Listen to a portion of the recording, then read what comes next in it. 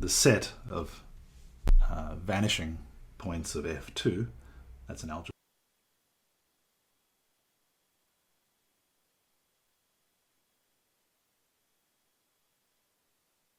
These elements here have degree 2, and this element here has degree 0 in the tensor algebra. Still, they're both of even degree, so that means that the quotient has a canonical Z2 grading.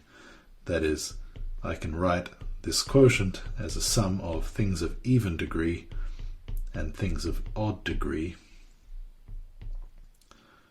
So even, odd.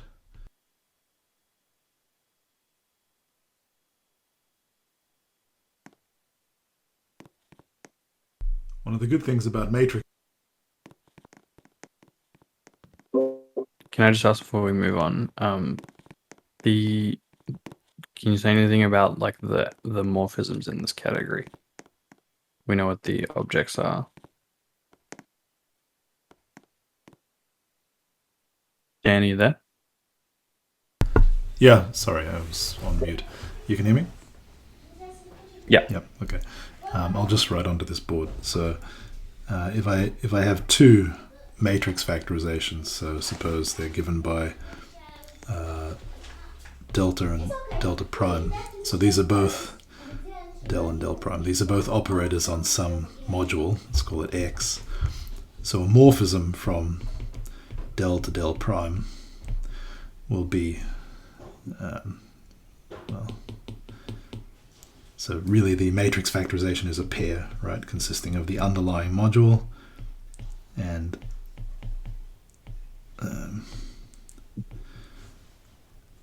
that operator. So maybe let's say del operates on X and del prime operates on Y. They both square to F. Let's say phi is the morphism. So given two matrix factorizations, del and del prime, a morphism is, first of all, a linear map of the underlying modules, phi, such that it commutes with those differentials. So del prime after phi is equal to phi after del prime. And then in the homotopy, so that's a morphism of matrix factorizations. In the homotopy category, there's a further relation of homotopy that's imposed, and that's just as it is for chain complexes, if you've seen that definition. Yeah, maybe I can go through the precise definition of homotopy later if you're interested. Yeah, and how do they square to the same function if they're operators on different manifolds, like X and Y? Yeah, so X and Y are both modules over the same. Right, they're modules. Yeah, let's see what. Maybe I'll just clear the first board. So if we look back over at board 1.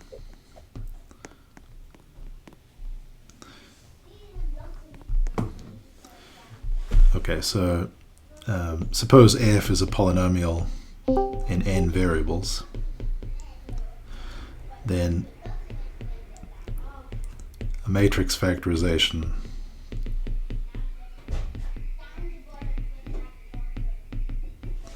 of f, well, is a free, so let's call that ring R. It's a free R module X, which comes with a direct sum decomposition into an even and odd piece, an R linear operator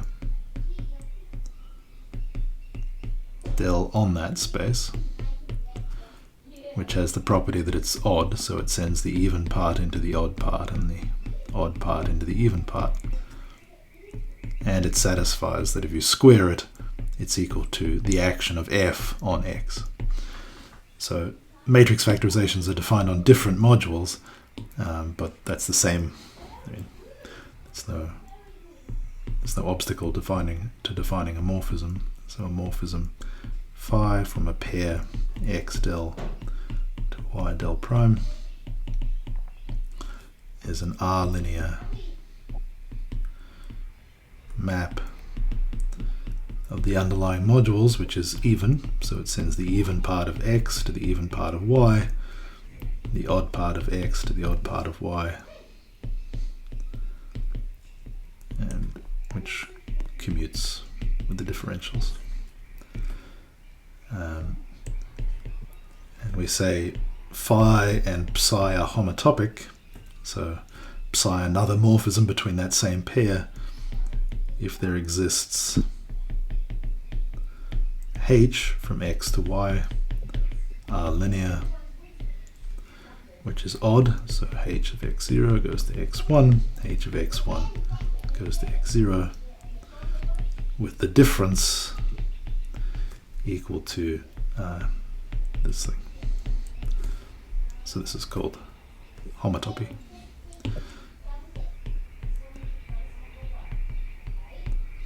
So then the hom set in that homotopy category of matrix factorizations from, let me just write x for this and y for that.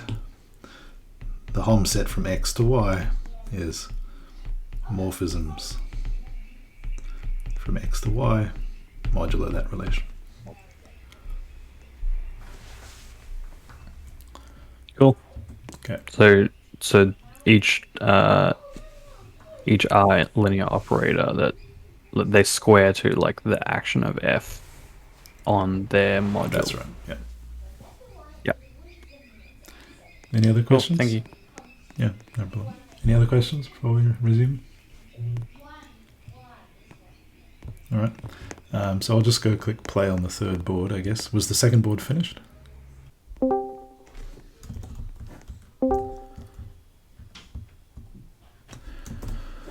Okay, seems we're all here. So I'll start the second board playing. Feel free to grab me for questions about the first set of boards. I'm happy to walk back over there, of course.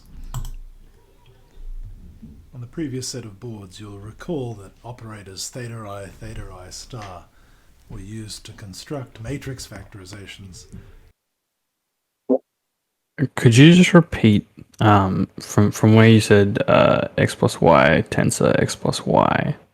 You were saying something about how that's 0 in the module. I didn't really follow what you were saying. I'm sorry, I just came back into this channel. Sorry, what was that?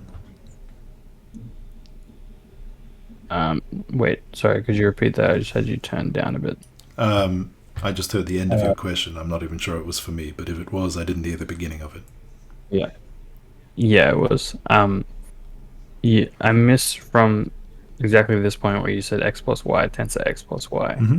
You said something about how it's 0 in the module, but in the tensor module it's this, and I didn't know why it was. What you mean by it's 0 in the module? Okay, so this tensor is 0 in the quotient by definition, right? Because it's something tensor something, so it's in the ideal. So so that left-hand side is 0 in the exterior algebra, which means the right-hand side must be 0. But these things are also 0 by construction. So what that shows you is that x tensor y plus y tensor x must be equal to 0 in the exterior algebra. Yeah, I get it. Which is what this is saying. Yeah.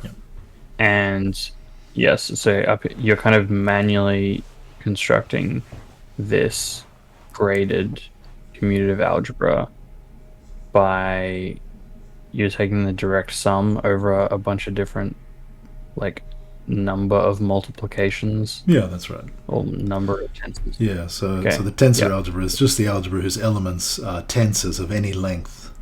So sort of strings of vectors in M combined with tensors. Mm-hmm. Yeah. So you have one, you have elements of M, you have things that look like X tensor Y, you have X tensor Y tensor Z, and so on. Yep, okay. And when you write this, what's the reason for this this wedge? Why wouldn't you just say why wouldn't you just use the same tensor symbol and just say this is just a representative? Yeah, The reason for that is historical, basically. It goes back to the introduction of Grassmann numbers, so it's kind of has a historical origin, but I think it's a good idea because it reminds you. It's a bit like sometimes, I mean, suppose you put two multiplications on the same set, or you have two multiplications floating around in one board. You might call one star and the other star prime or something, right? So the role of the tensor versus the wedge is to remind you that, so if you see the tensor, you know that's a non-commutative thing, right? It's just associative, but it's basically like concatenation. There's no relations that allow you to move those tensors around. But if you see a wedge, then anybody who's worked with these things has this anti-commuting thing sort of flash to the front of their mind. So you see a wedge, you know that x wedge y is minus y wedge x. So that's kind of the role of the symbol, is to remind you how that operation behaves, and wedging is always anti-commutative. And I'm guessing, like, would you need to prove things like that, like that this is like associative because of if you like take different representatives from the quotient set? Yeah, it's a good question. So the way potential the way you prove that is to prove the tensor algebra is associative, and this comes down to associativity of the tensor product. So maybe I'll set this up just over here on my personal board. Maybe you can see that. Well, maybe it's a bit hard because it's on the ground in front of another board, but I'll try and get it in between. Okay, so the tensor algebra is just this direct sum, as on that board over there. Okay, so what's the multiplication? Well, the multiplication, as you would expect, just concatenates tensors. So since it's a direct sum, I just have to tell you what it looks like on tensors. I'll leave the case where there's an empty tensor. Obviously it just doesn't do anything. It's the identity.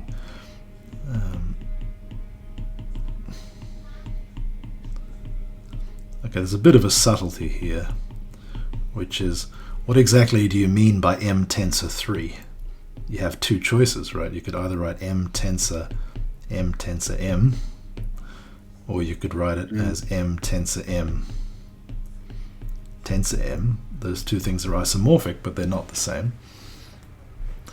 Okay, so if you make the convention that you always, maybe let's do left associating, so like this. So then M4 is M tensor M, tensor M, tensor M, and so on. Then what this thing here really means, strictly speaking, is x1 with x2 brackets, and then there's lots of brackets, right? And this is y1 with y2, and then that is tensored with y3, and so on. And then this thing here is similarly organized. So then there is actually something to check associativity, but it has to do with the compatibility of these isomorphisms with rebracketing groups of things, and that's one of the axioms of a monoidal category, but it's also something you can check directly, so it's kind of in some sense trivial, but to prove that this multiplication is associative comes down to this property of rebracketing in tensors. Okay.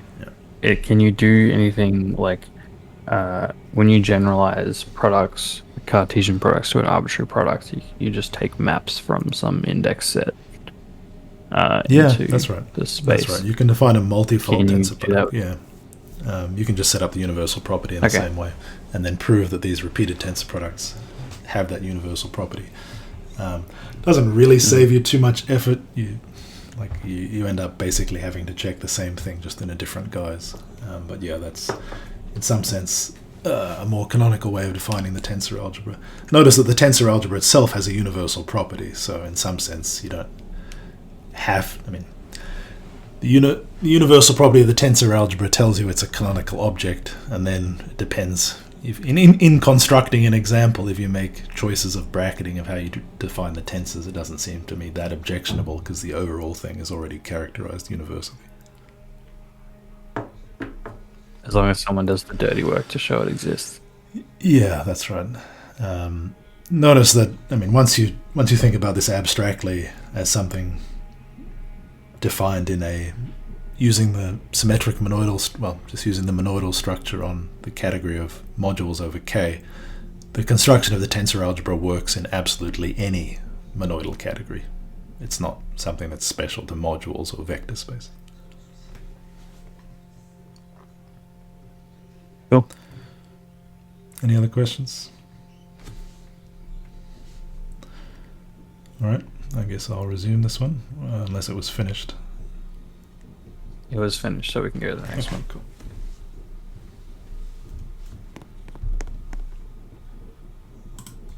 Notice that the calculation I did on the previous board to show that elements of M viewed as elements of the exterior algebra anti-commute, that is x wedge y is equal to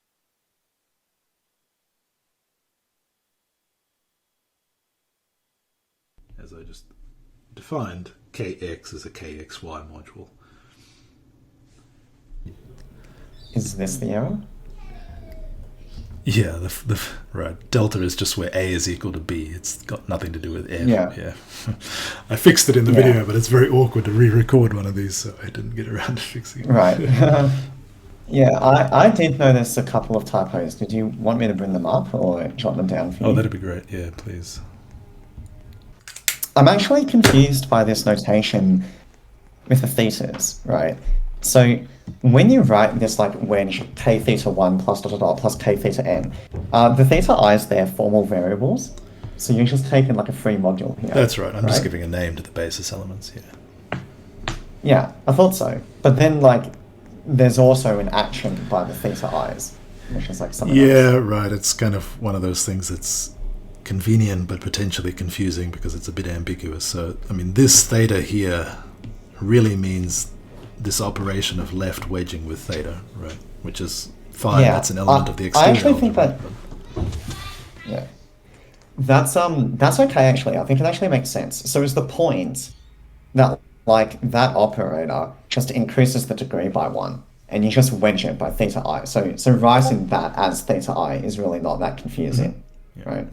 And then the other operator decreases the degree, so you may as well just call that theta I star. Like that's the point of that notation, right? That's right. Okay, that makes total sense. Cool. Well, I feel like I understand this story. I think it's worth probably writing up some text notes for it. Cool.